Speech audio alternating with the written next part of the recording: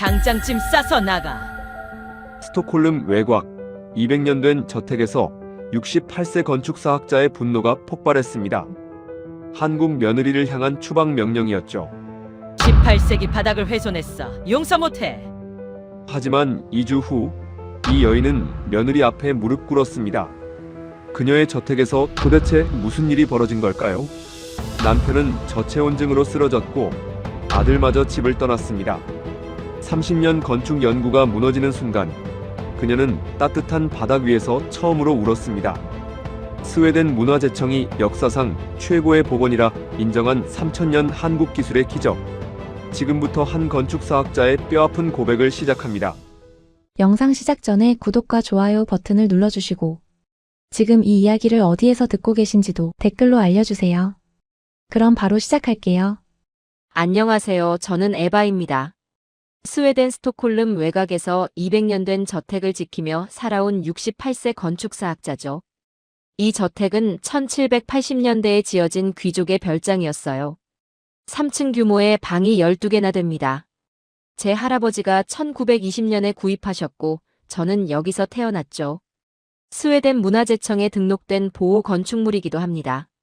저는 30년간 스톡홀름 대학교에서 18세기 건축을 연구했어요. 이 집은 제 연구의 시작이었고 평생의 자부심이었습니다. 남편 페르는 74세예요. 퇴직한 변호사죠. 우리는 45년을 함께 살았습니다. 그리고 3년 전부터 아들 요한 부부도 함께 살고 있어요. 요한은 40세로 IT 기업을 운영합니다.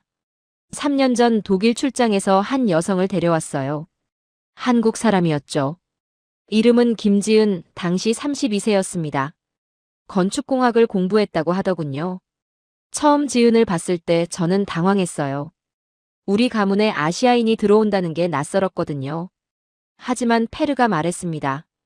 아들의 선택을 존중하자고요. 결혼 후 요한이 물었어요. 저택에서 함께 살 수 있겠냐고. 저는 조건을 걸었습니다. 이 집에 어떤 것도 바꾸지 마. 특히 구조는 절대 건드리면 안 돼. 지은은 조용히 고개를 끄덕였어요. 지은은 조용한 며느리였습니다. 말수가 적고 예의 바르죠. 하지만 저는 그녀와 거리를 뒀어요. 가족으로 받아들이기가 쉽지 않았거든요. 문제는 겨울이었습니다. 스톡홀름 겨울은 혹독해요. 영하 10도 이하로 떨어지는 날이 많고 해는 오후 3시면 집니다. 우리 저택은 난방이 비효율적이죠. 18세기 건물이라 단열이 약하거든요. 겨울 난방비는 한 달에 5,500유로예요. 한화로 약 800만 원이죠. 그래도 집은 춥습니다. 특히 바닥이 얼음장 같아요. 저는 양말을 3겹씩 신고 페르는 온몸이 경직된다고 했어요. 첫 겨울, 지은이 조심스럽게 물었습니다. 어머님, 온돌에 대해 들어보셨어요? 온돌이 뭔지 몰랐어요. 지은이 설명했죠. 한국의 바닥 난방 시스템이라고 바닥을 데우면 집 전체가 따뜻해진다고요. 저는 즉각 거절했습니다. 지은, 이 집은 문화재야. 바닥을 건드릴 수 없어. 하지만 비파괴 공법도 안 돼. 더 이상 이야기하지 마.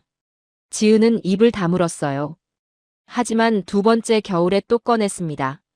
페르의 건강을 걱정한다고 온돌이 관절에 좋다고 했어요. 저는 더 강하게 말했습니다. 지은, 나는 30년 동안 이런 건축물을 연구했어. 당신보다 이 집을 더 잘 알아. 한국 기술로 스웨덴 문화재를 바꿀 순 없어. 지은의 얼굴이 굳었어요. 식사 시간이 어색해졌죠. 페르가 말했습니다. 지은의 제안을 생각해 보자고요. 아들의 아내를 너무 냉정하게 대하는 거 아니냐고.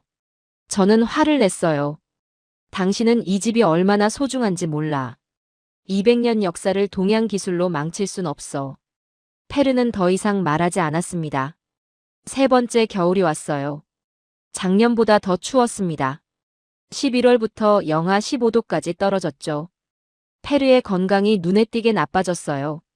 아침에 일어나기 힘들어했고 식욕도 떨어졌습니다. 저는 걱정되었지만 어쩔 수 없다고 생각했어요. 어느 날 저녁, 지은이 다시 말했습니다. 어머님, 유럽에도 온도를 설치한 문화재 건물들이 있어요. 독일, 프랑스에도. 저는 식사를 멈췄습니다. 지은, 왜 계속 이 이야기를 하는 거야? 아버님의 건강이. 그건 내가 알아서 할게. 당신은 신경 쓰지 마. 지은이 눈물을 글썽였어요. 요한이 어머니라고 불렀지만 저는 듣지 않았습니다. 식사 후 요한이 서재로 찾아왔어요. 어머니, 지은이 나쁜 의도가 아니에요. 진심으로 아버지를 걱정하는 거예요. 나도 아빠를 걱정해. 하지만 이 집을 바꿀 순 없어. 왜요? 사람이 더 중요하지 않나요? 저는 할 말을 잃었습니다. 하지만 생각을 바꾸지 않았어요. 요한, 너는 이 집의 가치를 몰라. 이건 스웨덴의 역사고 우리 가문의 자부심이야. 요한은 한숨을 쉬며 일어났습니다. 어머니도 언젠가 후회하실 거예요. 문이 닫혔어요. 저는 혼자 창밖을 바라봤습니다. 그때는 몰랐죠. 그 후회가 이렇게 빨리, 이렇게 아프게 찾아올 줄은요. 12월 셋째 주 화요일 오후 3시였습니다. 저는 서재에서 논문을 쓰고 있었어요. 18세기 스칸디나비아 목조 건축에 관한 연구였죠. 창밖으로는 눈이 내리고 있었고 라디에이터는 최대 온도로 가동 중이었습니다. 그래도 발이 시렸어요. 복도에서 무언가 쓰러지는 소리가 들렸습니다. 둔탁한 소리였어요. 저는 펜을 놓고 일어났습니다. 페르의 서재 쪽이었어요. 문을 열자 남편이 바닥에 쓰러져 있었습니다. 얼굴이 창백했고 입술이 파래져 있었어요. 손은 차갑게 식어 있었죠. 저는 즉시 구급차를 불렀습니다. 손이 떨려서 번호를 2번이나 잘못 눌렀어요. 지은과 요한이 소리를 듣고 달려왔습니다. 지은이 페르의 맥박을 확인하고 담요를 가져왔어요. 구급차가 도착하기까지 12분이 걸렸습니다. 그 시간이 평생처럼 길게 느껴졌어요. 구급대원들이 페르를 들것에 실었고 저는 함께 구급차에 탔습니다. 응급실에서 의사가 진찰했어요. 저체온증이었습니다.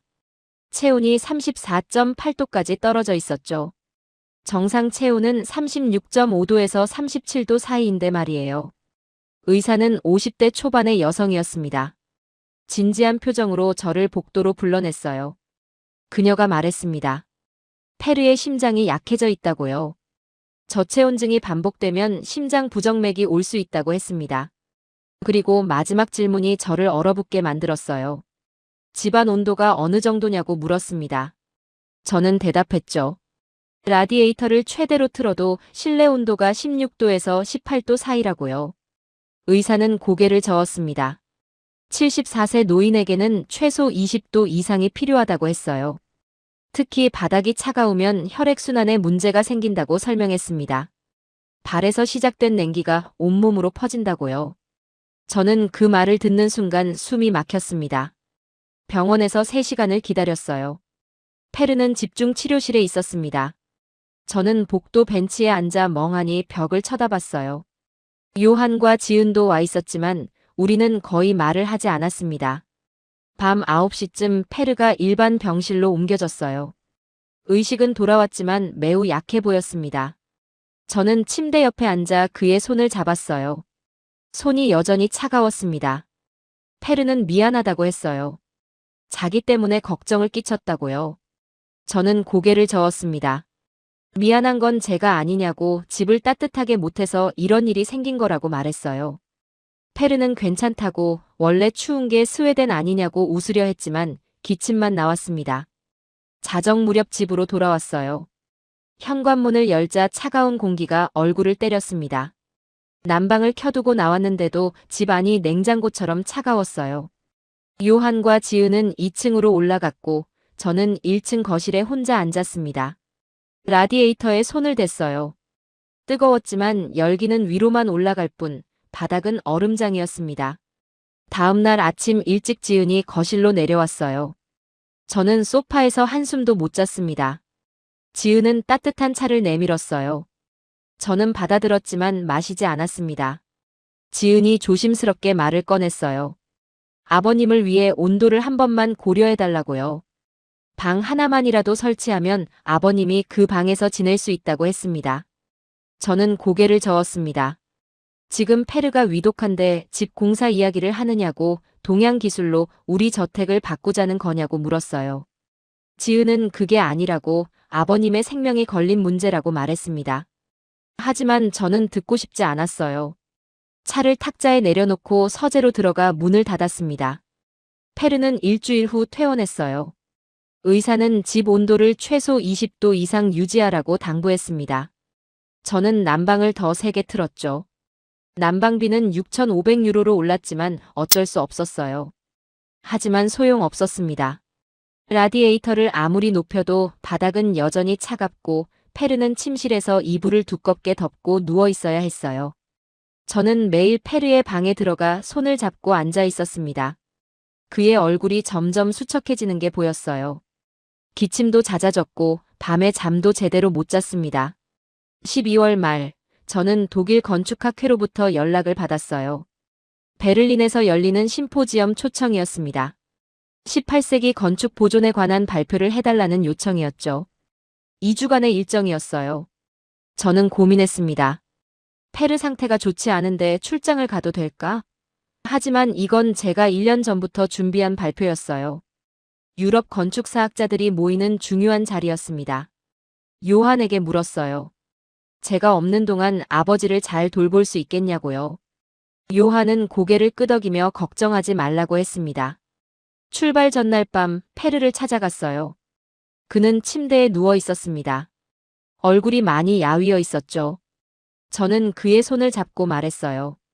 2주 동안 베를린에 다녀오겠다고 요한이 잘 돌볼 거라고요. 페르는 희미하게 웃으며 말했습니다. 너무 고집부리지 말라고 지은이가 좋은 아이라고요. 저는 페르가 무슨 뜻으로 하는 말인지 알았어요. 하지만 대답하지 않았습니다. 다음 날 아침 짐을 챙겨 현관으로 나왔어요. 요한과 지은이 배웅 나왔습니다. 저는 두 사람을 번갈아 보며 말했어요. 페르 잘 돌보라고, 그리고 집은 절대 건드리지 말라고요. 200년 된 이 저택은 한치도 바꿀 수 없다고 했습니다. 지은은 고개를 숙이며 알겠다고 대답했어요. 저는 택시에 올라탔습니다. 백미러로 저택을 바라봤어요. 1층 페르의 침실 창문이 보였습니다. 그때는 몰랐죠. 제가 돌아왔을 때 모든 것이 바뀌어 있을 거라는 걸요. 이 이야기는 제가 베를린에 있는 동안 일어난 일입니다. 나중에 요한에게서 들은 내용이에요. 제가 떠난 다음 날 아침, 지은이 요한을 서재로 불렀다고 합니다. 남편 페르의 상태가 계속 악화되고 있었거든요. 밤새 기침을 하고 아침에는 침대에서 일어나지도 못했다고 해요. 지은이 말했답니다. 이제 시작해야 한다고요. 시어머니가 2주 동안 안 계시니 지금이 아니면 기회가 없다고 했어요. 요한은 당연히 반대했답니다. 어머니가 돌아오시면 자기들 둘 다 쫓겨날 거라고 했죠. 하지만 지은은 이미 결심한 상태였어요. 아버님을 더 이상 이렇게 둘 수 없다고, 자기가 모든 책임을 지겠다고 말했답니다. 요한이 한참을 고민하다 결국 고개를 끄덕였대요. 조건이 있었답니다. 만약 실패하면 모든 책임은 자기가 진다고, 지은은 한국으로 돌아가야 한다고 말했어요. 지은은 자신의 저축 7,000유로를 쓰기로 했답니다.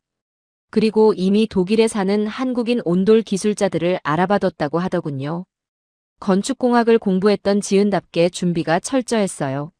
하지만 여기서 중요한 결정을 했답니다. 혼자서는 안 된다고 판단한 거죠. 스웨덴 문화재 복원 전문가의 도움이 필요하다고 생각했대요. 지은이 연락한 사람은 라르손 교수였습니다. 스톡홀름 왕립공과대학의 건축 복원 전문가죠. 제가 10년 전 학회에서 만난 적이 있는 분이에요. 그는 유럽 전역의 역사적 건축물 복원 프로젝트에 참여했던 권위자였습니다.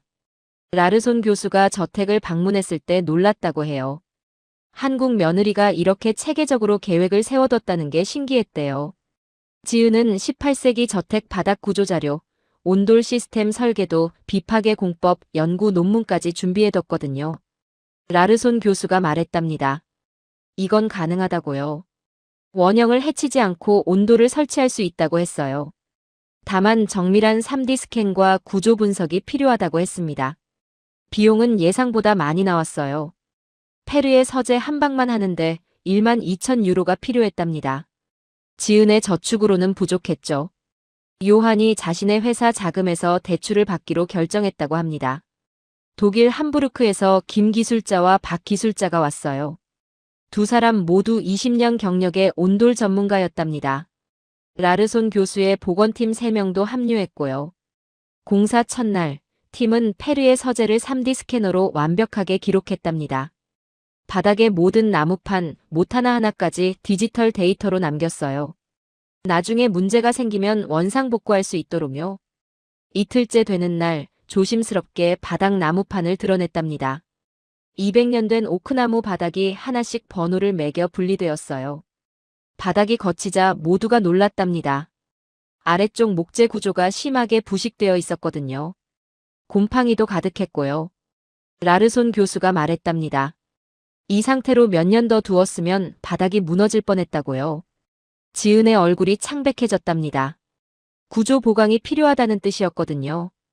비용이 더 든다는 의미였죠. 하지만 이미 바닥을 다 걷어낸 상태였어요. 돌이킬 수 없었습니다. 김 기술자가 계산했어요. 구조 보강까지 하면 총 1만 8천 유로가 필요하다고 했답니다.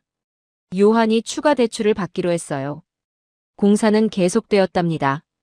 부식된 목재를 교체하고 구조를 보강했어요. 그 위에 단열재를 깔고 온돌 파이프를 정교하게 배치했답니다. 지은은 밤마다 잠을 제대로 못 잤다고 해요. 제가 돌아왔을 때 어떻게 될지 두려웠던 거겠죠. 요한도 마찬가지였답니다. 공사 7일째, 본격적인 온돌 파이프 설치가 시작되었어요. 바닥 전체에 촘촘하게 배치되는 파이프들이 마치 혈관처럼 연결되었답니다. 김 기술자는 이게 한국 3000년 난방 기술의 정수라고 설명했대요. 공사 10일째, 보일러 설치가 끝났답니다. 기존 난방 시스템과 연결하는 작업이 까다로웠지만 스웨덴 현지 배관 기술자의 도움으로 해결했어요. 마지막 단계는 바닥 복원이었습니다. 라르손 교수팀이 3D 스캔 데이터를 보면서 원래 오크나무 바닥판을 정확히 제자리에 놓았어요. 못 하나까지 원래 위치에 박았답니다. 공사 13일째, 모든 작업이 완료되었어요. 제가 돌아오기 하루 전이었죠. 김 기술자가 보일러를 시운전했답니다. 30분 후, 바닥이 서서히 따뜻해지기 시작했어요. 지은과 요한은 맨발로 바닥을 밟아봤답니다. 부드럽고 고른 온기가 발바닥에서 온몸으로 퍼져나갔다고 해요. 지은은 그 자리에서 울었답니다. 2주간의 극심한 스트레스와 불안이 한순간에 터진 거죠. 페르도 서재로 들어와 봤답니다. 그는 맨발로 방 안을 천천히 걸어 다녔어요. 그리고 말했답니다. 60년 만에 처음으로 바닥이 따뜻하다고요. 하지만 요한이 달력을 보더니 얼굴이 굳었답니다. 제가 내일 돌아오는 날이었거든요. 그날 밤 지은과 요한은 거의 잠을 못 잤다고 합니다. 제가 돌아왔을 때 어떤 일이 벌어질지 너무나 두려웠던 거죠. 이 모든 이야기를 나중에 들으며 저는 복잡한 감정을 느꼈습니다. 분노, 배신감, 그리고 묘한 감동이 뒤섞였어요. 베를린에서 돌아온 날은 1월 5일 오후 4시였습니다. 택시가 저택 앞에 멈췄을 때 이상한 느낌이 들었어요. 뭔가 달라 보였거든요. 하지만 뭐가 다른지는 알 수 없었죠. 긴 여행으로 피곤했던 저는 그냥 지나쳤습니다. 현관에 요한과 지은이 나와 있었어요. 둘 다 표정이 굳어 있었습니다. 평소 같았으면 환하게 웃으며 맞이했을 텐데 이날은 달랐어요. 집 안으로 들어서는 순간 느꼈습니다. 따뜻했어요. 너무 따뜻했습니다. 평소 겨울 저택은 냉장고 같았는데 이날은 달랐죠. 저는 가방을 현관에 내려놓고 요한을 쳐다봤어요. 요한은 시선을 피했습니다. 제가 물었어요. 난방을 새로 설치했니? 요한이 대답하기 전에 지은이 먼저 입을 열었습니다. 떨리는 목소리였지만 또박또박 말했어요.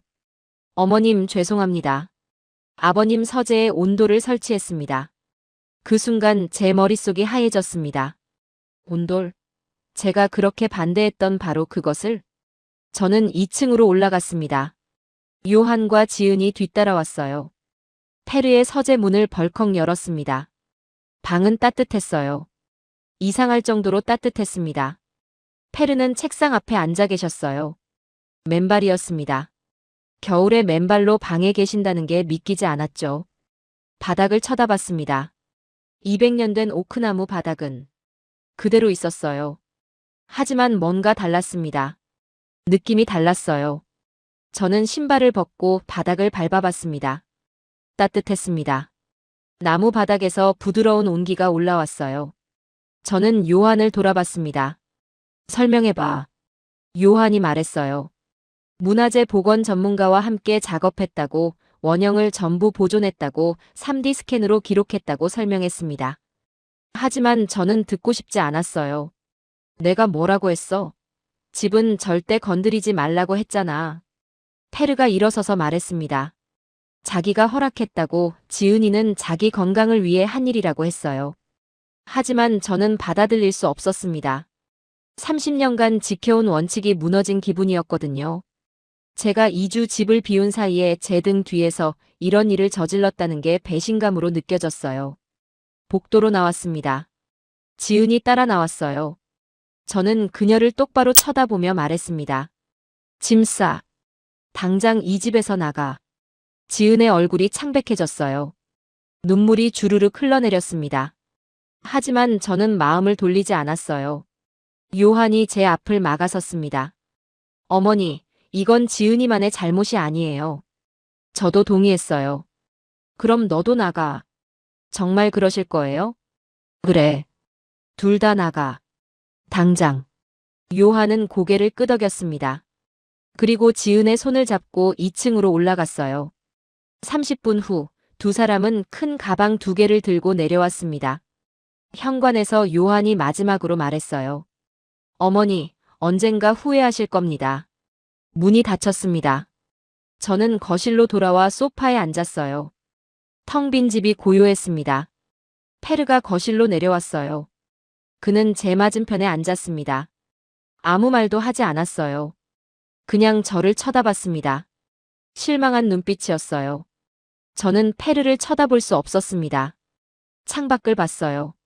눈이 내리고 있었습니다. 그날 밤 저는 잠을 이룰 수 없었어요. 침대에 누워 천장만 쳐다봤습니다. 요한과 지은이 지금 어디서 자고 있을까? 호텔일까? 아니면 친구 집일까? 자정쯤 일어나 복도를 걸었습니다. 2층으로 올라가 봤어요. 요한 부부가 쓰던 방문이 열려 있었습니다. 빈 방이었어요. 침대만 덩그러니 남아 있었죠. 페르의 서재로 갔습니다. 문을 열고 안으로 들어갔어요. 맨발로 바닥을 밟았습니다. 따뜻했어요. 정말 따뜻했습니다. 집 전체가 추운데 이 방만 봄날 같았어요. 저는 바닥에 주저앉았습니다. 손으로 나무 바닥을 쓰다듬었어요. 200년 된 오크나무 그대로였습니다. 무늬도 색깔도 촉감도 똑같았어요. 하지만 따뜻했습니다. 그 순간 깨달았어요. 지은이 원형을 해치지 않았다는 걸. 바닥은 그대로인데 따뜻함만 더해진 거였죠. 그런데 왜 저는 그들을 쫓아냈을까요? 바닥에 앉아 한참을 있었습니다. 눈물이 나오려고 했지만 참았어요. 우는 건 지는 거라고 생각했거든요. 새벽 4시쯤 방을 나왔습니다. 복도가 차가웠어요. 서재 문을 닫자 다시 냉기가 몰려왔습니다. 침실로 돌아왔지만 잠들 수 없었어요. 계속 생각했습니다. 제가 한 일이 옳았을까? 아침이 되었습니다. 페르는 식탁에 나오지 않았어요. 저는 혼자 커피를 마셨습니다. 쓰고 차가운 커피였습니다. 창밖으로 눈이 계속 내리고 있었어요. 아름다운 풍경이었지만 제 마음은 무거웠습니다. 전화기를 봤어요. 요한에게 전화를 걸까? 아니면 그냥 둘까? 결국 전화기를 내려놓았습니다. 제 자존심이 허락하지 않았거든요. 하지만 속으로는 알고 있었어요. 제가 끔찍한 실수를 했다는 걸요. 며느리와 아들이 떠난 후 3일째 아침이었습니다. 저는 거실에 혼자 앉아 커피를 마시고 있었어요. 집 안이 너무 조용했습니다. 평소 같았으면 지은이 아침 식사를 준비하는 소리, 요한이 샤워하는 소리가 들렸을 텐데요. 이제는 아무 소리도 없었어요. 페르는 여전히 서재에만 있었습니다. 식사 시간에도 내려오지 않았어요. 제가 음식을 가져다 주면 고맙다는 말도 없이 받기만 했죠. 우리는 거의 대화를 하지 않았습니다. 4일째 밤, 페르의 침실에서 기침 소리가 들렸어요. 심한 기침이었습니다. 저는 잠옷 차림으로 침실로 갔어요. 페르는 침대에 누워 기침을 하고 있었습니다. 얼굴이 붉게 상기되어 있었어요. 이불을 3장이나 덮고 있었는데도 몸을 떨고 있었죠. 제가 물었어요. 괜찮냐고요? 페르는 고개만 끄덕였습니다. 하지만 괜찮지 않아 보였어요. 저는 주방으로 가서 따뜻한 물을 데웠습니다. 꿀을 넣어서 가져다 드렸어요. 페르는 마시지 않았습니다. 그냥 탁자에 놓아두기만 했어요. 다음 날 아침 페르가 침실에서 나오지 않았어요. 제가 문을 열고 들어가 봤습니다. 페르는 침대에 누워 있었어요. 일어나지 못하겠다고 했습니다. 저는 그날 하루 종일 페르를 간호했어요. 물을 가져다 주고 약을 챙겨주고 이불을 정리했습니다. 혼자서 하려니 힘들었어요. 지은이 있었다면 도와줬을 텐데요. 저녁 무렵 페르가 말했습니다. 서재로 가고 싶다고요. 침실이 너무 춥다고 했어요. 저는 페르를 부축해서 2층 서재로 갔습니다. 문을 열자 따뜻한 공기가 얼굴을 감쌌어요. 페르를 소파에 앉혔습니다. 페르는 한숨을 쉬며 말했어요. 여기는 정말 따뜻하구나. 저는 대답하지 않았습니다. 창밖을 봤어요. 페르가 또 말했습니다. 지은이가 이걸 만들어줬어. 나를 위해서. 저는 여전히 침묵했어요. 에바, 당신이 틀렸어. 그 말에 저는 페르를 쳐다봤습니다. 45년 결혼 생활에서 페르가 제게 이렇게 직접적으로 말한 적이 거의 없었거든요. 페르는 계속 말했습니다. 지은은 잘못한 게 없어. 그 애는 우리 가족을 지키려 했던 거야. 당신은 집만 지키려 했고. 저는 할 말을 잃었어요. 가슴이 답답했습니다. 서재를 나와 1층으로 내려왔습니다. 거실이 너무 차가웠어요. 라디에이터를 최대로 올렸지만 소용없었습니다. 밤 11시쯤 다시 2층으로 올라갔어요. 페르는 서재 소파에서 자고 있었습니다. 이불을 가져다 덮어드렸어요. 페르의 얼굴은 평화로워 보였습니다. 저는 서재 바닥에 앉아봤습니다. 맨발로 바닥을 밟았어요. 따뜻했습니다. 정말 따뜻했어요. 바닥에 손을 댔습니다. 부드럽고 고른 온기가 손바닥에 전해졌어요. 이게 온돌이구나. 이게 지은이가 말했던 그것이구나. 저는 바닥에 그대로 누워봤습니다. 등 전체로 온기가 느껴졌어요. 마치 누군가 따뜻하게 안아주는 것 같았습니다. 눈물이 났어요. 억지로 참았던 눈물이 주르륵 흘러내렸습니다. 저는 소리 내지 않으려고 입을 손으로 막았어요. 페르를 깨우고 싶지 않았거든요. 한참을 울었습니다. 바닥은 여전히 따뜻했어요. 6일째, 이웃 부부가 방문했습니다. 옆 저택에 사는 오케 부부였어요. 60대 부부죠. 우리와 20년 넘게 이웃으로 지냈습니다. 오케 부인이 물었어요. 아들 부부가 어디 갔냐고요? 며칠째 안 보인다고 했습니다. 저는 대충 얼버무렸어요. 잠시 여행을 갔다고 했습니다. 하지만 오케 부인은 이미 알고 있는 것 같았어요. 그녀가 조심스럽게 말했습니다. 에바, 혹시 둘이 싸운 거예요? 저는 대답하지 않았습니다. 오케 부인이 계속 말했어요. 지은 씨는 정말 좋은 애예요. 제가 봐도 당신을 잘 모시려고 애쓰더라고요. 그 말에 가슴이 뜨끔했어요. 오케 부인이 떠난 후 저는 혼자 거실에 앉았습니다. 이웃들도 알고 있구나. 제가 며느리를 쫓아냈다는 걸요. 7일째 밤, 저는 요한에게 전화를 걸려고 했습니다. 핸드폰을 들고 한참을 망설였어요. 번호를 눌렀다가 다시 지웠습니다.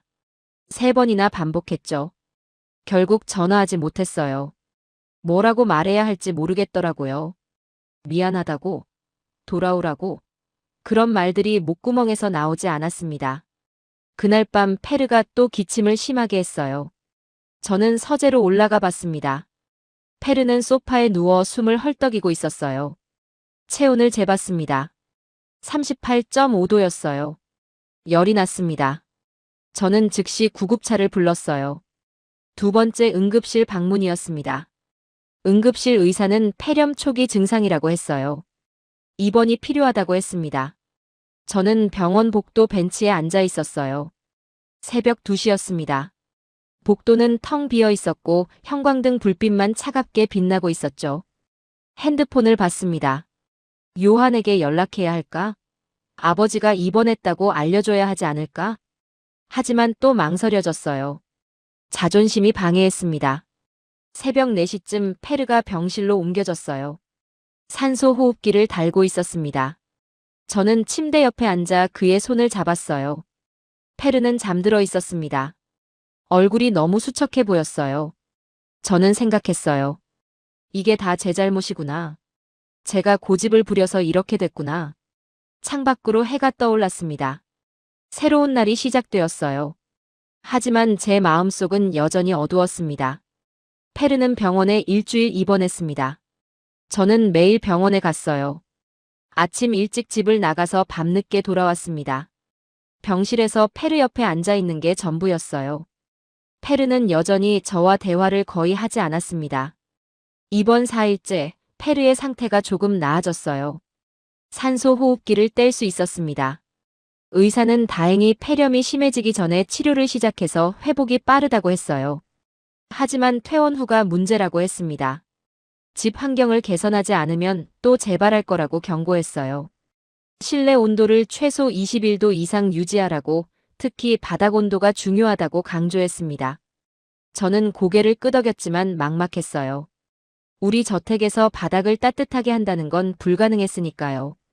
아니, 불가능했었죠. 지은이 이미 방법을 보여줬는데 제가 거부한 거였으니까요. 입원 5일째 오후 병실에 방문객이 왔습니다. 라르손 교수였어요. 저는 깜짝 놀랐어요. 라르손 교수를 10년 만에 보는 거였거든요. 그는 60대 중반의 건축 복원 전문가로 제가 존경하는 학자 중 한 명이었습니다. 라르손 교수는 정중하게 인사했어요. 그리고 말했습니다. 지은 씨가 부탁해서 왔다고요. 저는 당황했습니다. 지은이 라르손 교수에게 연락했다는 게 믿기지 않았어요. 라르손 교수는 가방에서 태블릿을 꺼냈습니다. 그리고 보여줬어요. 우리 저택 서재의 3D 스캔 자료였습니다. 에바 교수님, 이것 좀 보세요. 화면에는 바닥 구조가 정밀하게 기록되어 있었어요. 공사 전과 공사 후가 겹쳐져 보였습니다. 원래 나무 바닥의 위치, 못 하나하나까지 똑같았어요. 라르손 교수가 설명했습니다. 지은 씨가 완벽한 비파괴 공법을 적용했다고요. 18세기 원형은 한치도 손상되지 않았다고 했습니다. 오히려 부식된 하부 구조를 보강해서 바닥이 더 안전해졌다고요. 저는 화면을 뚫어지게 쳐다봤어요. 라르손 교수가 계속 말했습니다. 이 시공은 제가 30년 경력에서 본 것 중 최고 수준입니다. 지은 씨는 건축 복원의 핵심을 정확히 이해하고 있어요. 원형 보존과 기능 개선의 완벽한 균형이죠.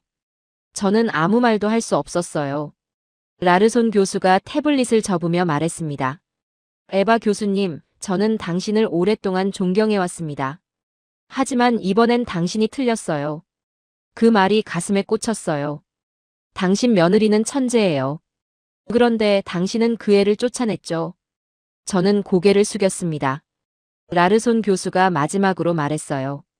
건축물은 살렸는데 가족은 잃으셨네요. 그 말을 듣는 순간 눈물이 났어요. 참으려 했지만 소용없었습니다. 라르손 교수는 조용히 병실을 나갔습니다. 저는 혼자 남았어요. 페르는 잠들어 있었고 저는 창밖을 바라봤습니다. 그날 저녁 딸 안나가 병원에 왔어요. 안나는 40세로 말매에서 변호사로 일하고 있습니다. 일주일에 한 번 정도 전화하는 사이였죠. 안나는 병실에 들어서자마자 물었어요. 아버지가 왜 또 입원했냐고요. 그리고 요한이랑 지은은 어디 있냐고 물었습니다. 저는 대답할 수 없었어요. 안나가 복도로 저를 끌고 나갔습니다. 그리고 다그쳤어요. 무슨 일이 있었냐고요. 저는 모든 걸 털어놨습니다. 지은이 온도를 설치한 것, 제가 화를 낸 것, 요한과 지은을 쫓아낸 것. 전부 다 말했어요. 안나는 믿을 수 없다는 표정으로 저를 쳐다봤습니다. 엄마, 정말 그랬어요? 아빠가 저체온증으로 쓰러졌는데도. 저는 고개를 끄덕였어요. 안나가 소리쳤습니다. 엄마, 자존심이 그렇게 중요해요? 아빠가 죽을 뻔했잖아요. 저는 아무 말도 못했습니다. 지은 언니는 우리 가족을 구하려고 한 거예요. 그런데 엄마는 그 사람을 쫓아냈어요. 어떻게 그럴 수가 있어요? 안나의 목소리가 떨렸어요. 화가 난 건지 슬픈 건지 알 수 없었습니다. 엄마는 건축물만 사랑하세요. 사람은 안 사랑하고요. 그 말에 저는 무너졌어요. 복도 벤치에 주저앉았습니다. 안나는 더 이상 말하지 않았어요. 그냥 병실로 들어가 아버지 곁에 앉았습니다. 저는 복도 벤치에 한참 동안 앉아 있었어요. 간호사들이 지나가고 환자들이 지나갔지만 아무것도 보이지 않았습니다. 밤 10시쯤 안나가 나왔어요. 저에게 말했습니다. 오빠한테 연락했다고요. 내일 병원에 온다고 했어요. 저는 놀라서 물었어요. 요한이 온다고? 안나가 대답했습니다. 당연하죠. 아빠가 입원했는데. 엄마가 연락 안 해도 자식은 알아야죠.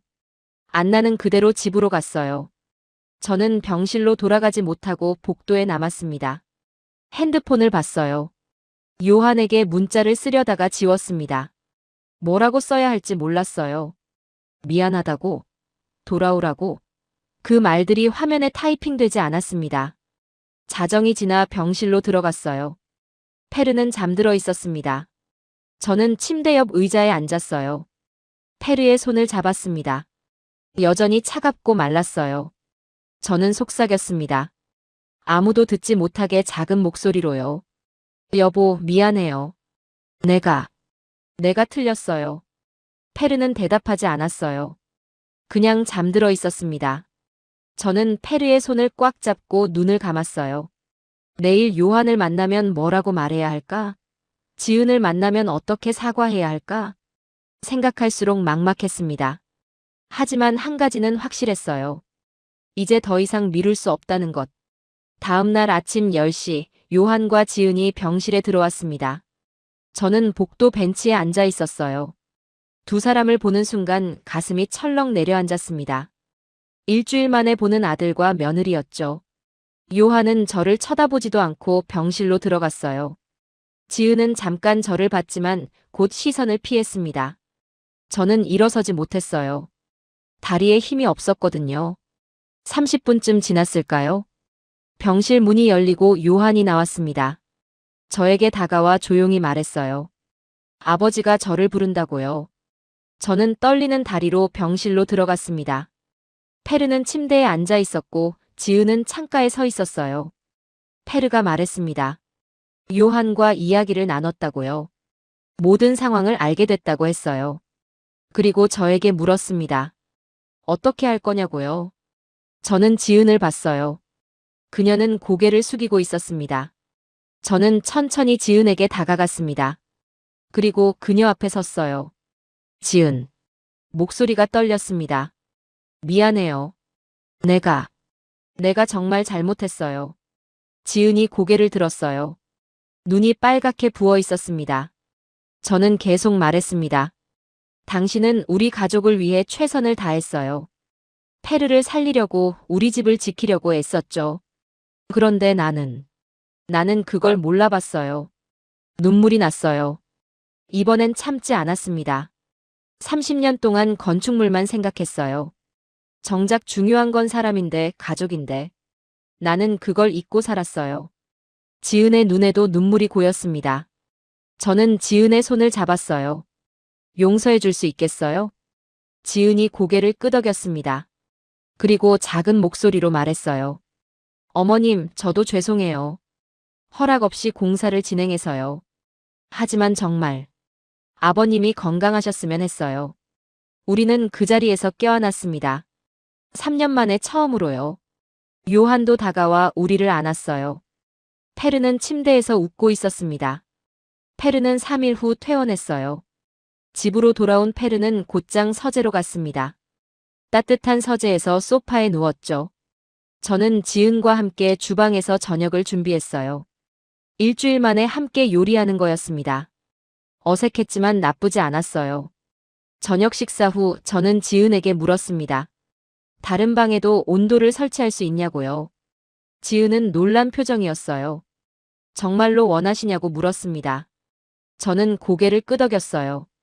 이번엔 제대로 하고 싶다고 지은과 함께 계획을 세우고 싶다고 말했습니다. 2주 후 스웨덴 문화재청 담당자가 저택을 방문했어요. 라르손 교수의 추천으로 온 거였습니다. 서재를 둘러본 담당자는 감탄했어요. 완벽한 복원 사례라고 했습니다. 공식 보고서가 나왔어요. 18세기 건축물의 원형 보존과 현대 기능 개선의 모범 사례라는 평가를 받았습니다. 저는 지은에게 제안했어요. 이 사례를 논문으로 쓰자고요. 공동 저자로요. 지은은 처음엔 사양했지만 제가 설득했습니다. 이건 지은의 업적이라고 세상에 알려야 한다고 했어요. 우리는 3개월 동안 논문을 썼습니다. 매일 저녁 서재에서 함께 자료를 정리하고 글을 다듬었어요. 그 시간이 행복했습니다. 난방비 청구서도 왔어요. 5,500유로에서 3,100유로로 줄었습니다. 43% 절감이었죠. 페르는 완전히 회복했어요. 아침마다 산책을 나가고 정원을 가꾸기 시작했습니다. 20년 만에 처음 하는 일이었어요. 1년이 흘렀습니다. 오늘은 스톡홀름 문화재 보존 심포지엄 날이에요. 저는 무대 뒤에서 발표 자료를 확인하고 있습니다. 옆에는 지은이 서 있어요. 우리 논문은 6개월 전 스웨덴 건축학회지에 게재되었습니다. 18세기 건축물의 비파괴 온돌 적용 연구라는 제목이었죠. 출판 후 반응이 뜨거웠어요. 여러 언론에서 인터뷰 요청이 왔고 다른 문화재 소유주들이 문의를 했습니다. 무대로 나가는 신호가 왔어요. 저는 지은의 손을 꼭 잡았습니다. 그리고 함께 무대에 올랐어요. 강연장에는 300명이 넘는 사람들이 앉아 있었습니다. 건축가, 문화재 전문가, 교수들이었어요. 저는 마이크 앞에 섰습니다. 그리고 시작했어요. 안녕하세요. 저는 에바입니다. 오늘 제 이야기를 들어주셔서 감사합니다. 저는 솔직하게 말했어요. 제가 얼마나 완고했는지, 며느리의 제안을 어떻게 거부했는지, 가족을 어떻게 상처 입혔는지. 전부 다 고백했습니다. 청중들은 조용히 들었어요. 제가 지은을 쫓아낸 이야기를 할 때 몇몇 사람들이 고개를 저었습니다. 그리고 말했죠.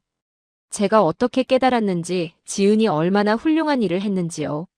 나는 30년 동안 건축물을 연구했습니다. 하지만 며느리는 3주 만에 나에게 더 큰 걸 가르쳐줬어요. 보존의 진정한 의미를요.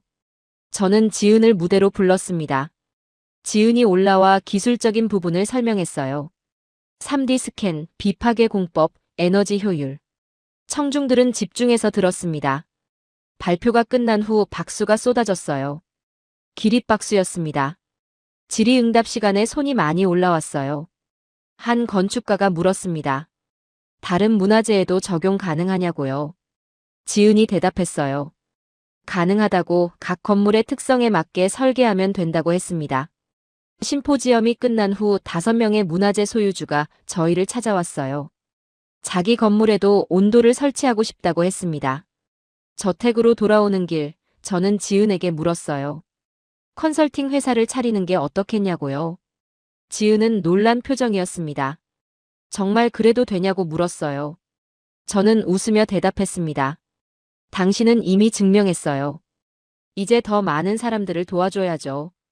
집에 도착했을 때 페르가 현관에서 기다리고 있었어요. 건강한 얼굴이었습니다. 요한도 거실에서 저녁 준비를 하고 있었고요.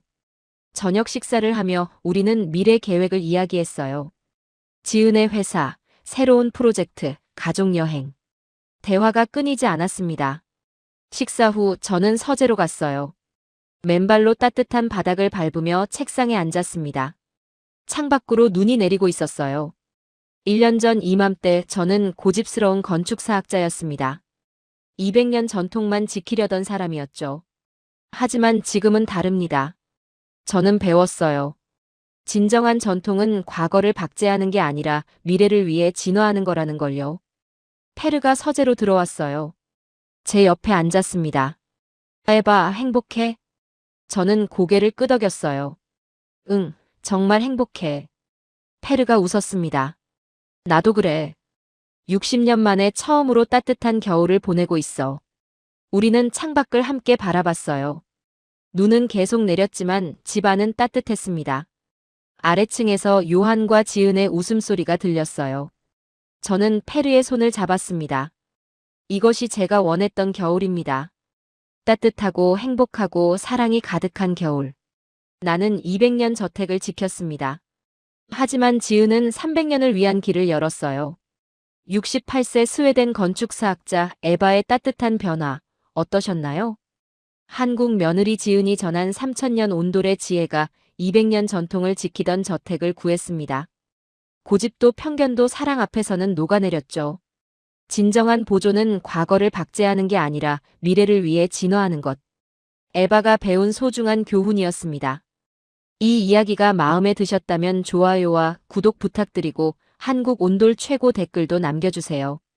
지금까지 감동의 방이었습니다. 감사합니다.